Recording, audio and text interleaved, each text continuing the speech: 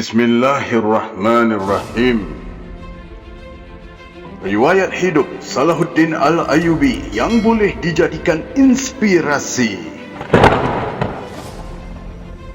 Mari kenali Salahuddin Al-Ayyubi serta sumbangan besarnya kepada Islam. Nama Salahuddin Al-Ayyubi yang sebenar ialah Yusuf bin Najmuddin Ayyub. Beliau dilahirkan pada tahun 543 Hijrah bersamaan dengan 1138 Masihi di kota Tarkik, yakni Iraq, Baghdad. Salahuddin Al-Ayyubi berketurunan Kurdish. Ibunya bernama Monsun, manakala ayahnya Najmuddin Ayyub bin Sadi yang merupakan seorang gubernur. Salahuddin Al-Ayyubi juga mempunyai susur galur kepahlawanan yang terbilang. Bapa saudaranya, Asaduddin, merupakan panglima perang kepada Sultan Nur ad-Din. Bahkan bapanya juga merupakan anak saudara kepada Sultan Nuruddin Zengi, keturunan Kurdistan yang berasal dari Azerbaijan. Sejak kecil lagi, Salahuddin Al-Ayyubi telah terdedah dengan ilmu kepahlawanan dan kepimpinan, serta diajar dengan pelbagai ilmu peperangan seperti seni mempertahankan diri, memanah, menunggang kuda dan sebagainya. Di samping itu, beliau juga mendalami ilmu keagamaan seperti tafsir Al-Quran, akidah, fiqh, syariah, ilmu hadis, beserta sanad beserta perawinya. Beliau juga banyak menghafal syair-syair Arab. Salahuddin Al-Ayyubi mendapat pendidikan di Damsyik selama 10 tahun dan selama itulah beliau tinggal di kawasan istana milik Sultan Nur ad-Din. Menginjak dewasa, Salahuddin Al-Ayyubi menyertai tentera berkuda Sultan Nur ad-Din. Beliau banyak mempelajari ilmu ketenteraan daripada bapa saudaranya. Sehingga sekitar tahun 1160 Masihi, beliau diperintahkan untuk menyertai misi ketenteraan ke Mesir. Salahuddin Al-Ayyubi diberi tanggungjawab oleh bapa saudaranya untuk menjatuhkan kerajaan Fatimiyah di Mesir yang berfahaman Syiah. Dengan kekuatan semangat dan tanggungjawab menegakkan agama, beliau bersama para tenteranya berjaya menumbangkan Fatimiyah dan mengembalikan Islam yang sebenar di kota itu. Di Mesir, barulah Salahuddin Al-Ayyubi tahu bahawa berlaku banyak konflik seperti perebutan kuasa para gubernur serta permasalahan dalam pentadbiran. Namun, beliau tidak boleh bertindak sewenangnya. Ini lantaran beliau merupakan ketua tentera dari Syria yang tidak berkuasa ke atas para tentera di Mesir yang ketika itu dipimpin oleh Khalifah Al-Adid. Apabila Khalifah meninggal dunia pada tahun 1171 Masihi, Salahuddin Al-Ayyubi mengarahkan para imam mengumumkan nama Khalifah Al-Mustadi, yakni Khalifah Abbasiyah di Baghdad semasa solat Jumaat. Selepas kemangkatan Khalifah, Salahuddin Al-Ayyubi dilantik menjadi pemerintah yang juga wakil Sultan Nur ad-Din di Mesir. Banyak perubahan dilakukan dalam pentadbiran, ekonomi, termasuk menyusun semula angkatan tentera di samping menuruti nasihat ayahnya supaya tidak berkonflik dengan Sultan Nur ad-Din. Sehinggalah Sultan itu mangkat pada tahun 1174. Barulah beliau memulakan beberapa siri kempen ketenteraan. Salahuddin Al-Ayyubi kemudiannya menjadi Sultan Mesir, lalu mengisytiharkan kemerdekaan daripada kerajaan Seljuk dan mengasaskan kerajaan Ayyubiyah. Pada awalnya, Salahuddin Al-Ayyubi melancarkan misi ketenteraan terhadap beberapa kerajaan kecil sebelum menentang tentera Salib dan mengembalikan kota suci Baitul Maqdis kepada umat Islam. Beliau sedaya upaya mempertahankan Mesir daripada diserang oleh pasukan Salib di bawah pimpinan Al-Malik I. Banyak sikap baik dan mulia yang dimiliki oleh Salahuddin Al-Ayyubi. Beliau bukan sahaja seorang Muslim yang taat, tetapi seorang tentera dan pahlawan sejati yang melengkapkan dirinya sebagai seorang pemimpin dan pemerintah yang jarang-jarang ditemui. Selain itu, Salahuddin Al-Ayyubi juga seorang yang tidak berbangga diri. Walaupun beliau dibesarkan dalam keturunan yang terhormat dan ternama, beliau tidak pernah bangga diri dan bersikap sombong. Membesar sebagai anak gubernur dan tinggal di kawasan istana, beliau tidak pernah menunjukkan keistimewaan tersebut dengan memperkecilkan orang lain. Hal ini berikutan pendidikan agama yang diterimanya lebih awal sejak kecil lagi. Selain menentang musuh Islam serta menegakkan kebenaran Islam, cita-cita Salahuddin Al-Ayyubi adalah untuk menawan semula Baitul Maqdis daripada tangan pasukan Salib yang menguasai wilayah itu. Lalu beliau bertekad dan bersiap sedia serta merancang strategi peperangan selain menguatkan fizikal para tenteranya. Beliau menyatu padukan semua penduduk Islam terlebih dahulu, selain mensyaratkan semua tenteranya mendirikan solat 5 waktu. Dicatatkan Salahuddin Al-Ayyubi seorang pemimpin yang akan memberi masa kepada orang ramai pada hari Isnin dan Selasa setiap minggu, iaitu beliau sendiri yang akan membacakan aduan yang diterima serta penyelesaiannya lalu diucapkannya dan dicatat oleh jurutulisnya dan terus ditandatanganinya. Beliau tidak membenarkan pengadu tersebut meninggalkan selagi beliau tidak menyelesaikan masalah orang itu. Salahuddin Al-Ayyubi sangat menjaga akhlaknya walau dengan pihak musuh sekalipun. Beliau tidak mencederakan atau melakukan kekerasan terhadap orang-orang Kristian yang menyerah kalah. Beliau juga mengarahkan pasukannya untuk menghormati peraturan perang serta menjaga adab walaupun dalam situasi peperangan. Bahkan ada suatu waktu ketika seorang pemimpin pasukan Kristian sakit, beliau mengirimkan buah dan ucap selamat melalui wakilnya.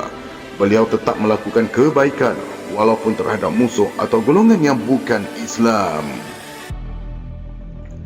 Salahuddin Al-Ayyubi juga sering menyerahkan semua wang atau harta yang dimilikinya kepada orang lain tanpa mengira apa-apa pulangan.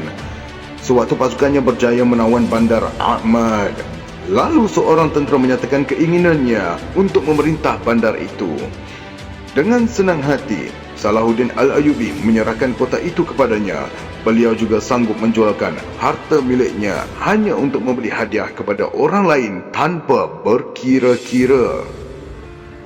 Selepas kematian Khalifah Adid, semua harta ketinggalannya langsung tidak diambil oleh Salahuddin Al-Ayyubi, termasuklah harta-harta rampasan perang yang langsung tidak disentuhnya tetapi diagihkan kepada semua tenteranya. Bahkan sepanjang hidupnya, beliau tidak pernah menyimpan atau mengumpul apa-apa harta. Sumbangan Salahuddin Al-Ayyubi yang tak ternilai. Jasa dan sumbangan Salahuddin Al-Ayyubi dalam perkembangan Islam khasnya memang tidak dapat dinafikan lagi. Terlalu banyak, terutamanya dalam peperangan menentang musuh Islam. Antara sumbangan jasa Salahuddin Al-Ayyubi yang terbesar dalam peperangan adalah memerangi peperangan salib di Hittin. Dalam satu siri peperangan sengit antara pasukan Salahuddin Al-Ayyubi menentang pasukan salib di Tiberias, iaitu berhampiran kaki bukit Hittin, tentera salib berjaya dikalahkan pada 24 Rabiul Akhir 583 Hijrah. Bahkan Raja Kristian yang memerintah Palestin dan adiknya Reginald dan Chatillo dapat ditawan. Termasuklah para pembesarnya dan beberapa pemimpin tentera salib berjaya ditangkap. Pasukan salib menjadi lumpuh lantaran kalah teruk dengan tentera Islam. Diriwayatkan setiap tentera Islam membawa 30 orang tentera Kristian yang ditawan dan diikat dengan tali kemah. Mayat-mayat tentera salib bergelimpangan dan bertimbun seperti batu-batu yang memutih. Dianggarkan lebih 30,000 tentera Kristian telah mati dalam peperangan ini. Kemenangan Perang Hittin telah membuka jalan mudah kepada Salahuddin Al-Ayyubi dan pasukan Islam untuk menawan kota suci Baitul Maqdis. Beliau sangat bercita-cita tinggi dan berimpian untuk menawan Baitul Maqdis demi Islam. Tidak rela kota itu dimiliki oleh orang bukan Islam. Selepas berhempas pulas, penuh semangat, mengorbankan nyawa melawan pasukan salib, Salahuddin Al-Ayyubi bersama dengan tentera Islamnya akhirnya berjaya menawan kota itu pada hari Jumaat 27 Rejab 583 Hijrah. Selepas 90 tahun, laungan Allahu Akbar berkumandang. Solat Jumaat didirikan semula di Baitul Maqdis dan lambang salib telah diturunkan. Peristiwa itu menjadi satu kemenangan besar yang begitu bermakna bagi seluruh umat Islam dan diraikan oleh para ulama seluruh dunia sehinggalah seluruh umat Islam berkumpul untuk menyaksikan peristiwa bersejarah itu. Perang salib pertama merupakan detik kejatuhan Baitul Maqdis kepada tentera salib iaitu pada tahun 1099 bersamaan dengan 490 Hijrah. Manakala perang salib kedua telah dimenangi oleh Salahuddin Al-Ayyubi dalam pasukan Islam dalam perang Hittim pada tahun 1187 Masihi bersamaan dengan 583 Hijrah yang kemudiannya berjaya menawan semula Baitul Maqdis. Seluruh penganut Kristian Amnya tidak dapat menerima kekalahan itu. Lalu pelbagai bantuan ketenteraan dari negara-negara Eropah ditawarkan untuk mendapatkan semula Baitul Maqdis. Hampir semua raja, pemerintah dan panglima perang dari dunia Kristian seperti Friedrich Barbarossa iaitu Raja Jerman, Philip Augustus yang juga Maharaja Perancis, Leopold dari Australia, Richard the Lion iaitu pemerintah England, Duke of Burgundy dan Count of Flanders telah bersepakat dan bersatu untuk menyerang balas demi mendapatkan semula kota suci itu. Salahuddin Al-Ayyubi bersama-sama dengan saudara maranya, para pembesar dan pasukan Islam tetap teguh dan langsung tidak berundur melawan pasukan salib sehingga serangan dari pasukan Kristian yang berjumlah besar itu berjaya dipatahkan. Peperangan itu berlanjutan selama 5 tahun sehinggakan kedua-dua belah pihak menjadi lesu dan semakin kurang semangat. Namun demi memiliki semula kota Baitul Maqdis, pasukan Islam tidak sesekali undur dengan pimpinan Salahuddin Al-Ayyubi. Sehingga akhirnya kedua-dua belah pihak bersetuju untuk membuat perjanjian di Ramlah pada September 1192 Masehi atau 588 Hijrah. Perjanjian tersebut mengakui Salahuddin Al-Ayyubi sebagai penguasa Palestin seluruhnya kecuali Bandar Accra yang diletakkan di bawah pemerintahan Kristian. Dengan itu berakhirlah perang salib ketiga dan kota suci Islam kekal di bawah naungan umatnya. Salahuddin Al-Ayyubi meninggal dunia pada pagi Rabu sebelum subuh pada 27 Safar tahun 589 Hijrah. Ketika itu usianya 57 tahun. Diriwayatkan ketika meninggal dunia, beliau tidak meninggalkan apa-apa harta kecuali 1 dinar dan 47 dirham sahaja. Selain tidak juga mempunyai rumah maupun tanah atau apa-apa harta. Bahkan semua barangan tinggalannya juga tidak cukup untuk membiayai kos pengebumiannya dan keluarganya terpaksa berhutang. Ini membuktikan beliau seorang pemimpin yang mengorbankan segala hartanya demi negara dan kepada sesiapa yang memerlukan. Beliau lebih mementingkan orang lain daripada mengumpulkan kekayaan demi dirinya sendiri. Apatah lagi bertindak tidak amanah dengan harta negara. Salahuddin Al-Ayyubi, pahlawan Islam sejati yang mengembalikan kota Al-Quds kepada umat Islam. Salahuddin Al-Ayyubi telah membuktikan bahawa pemimpin yang baik adalah orang yang berpegang teguh kepada agama serta berkepribadian soleh untuk dijadikan contoh kepada golongan bawahannya. Bahkan, ianya juga akan dihormati dan dipandang tinggi oleh orang yang bukan beragama Islam. Salahuddin Al-Ayyubi boleh diumpamakan sebagai sebutir bintang yang pernah dilahirkan dalam dunia sejarah Islam. Beliau bukanlah calang-calang pemimpin tetapi seorang tokoh yang telah membebaskan kota suci Al-Quds dengan nyawa dan darahnya menjadi gadaian. Jasa dan baktinya sememangnya tidak terbayar.